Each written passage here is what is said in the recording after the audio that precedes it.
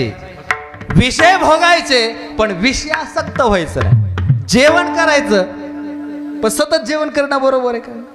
विषयाचा भोग हा तृप्ती मोजका पाहिजे, जास्त म्हणल्याच्या नंतर नाही जमत.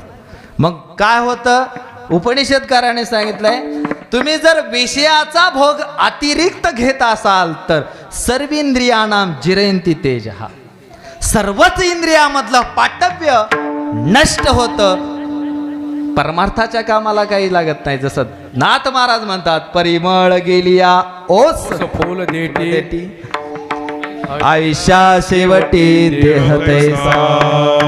म्हणून हा देह कसा वापरला पाहिजे, एकदा काय ह्याची ताकद आहे, जो तुकोबाराय म्हणतात, जव हे सकळ सिद्ध. सिद्ध शब्दाचा अर्थ काय? ताकद. परिमळ याला म्हणायचं परिमळ. आणि परिमळ असणारीच फुलं देवाला वाहिली जातात, सुकलेली नाही. वाहिली तरी ते देव स्वीकारत नाही.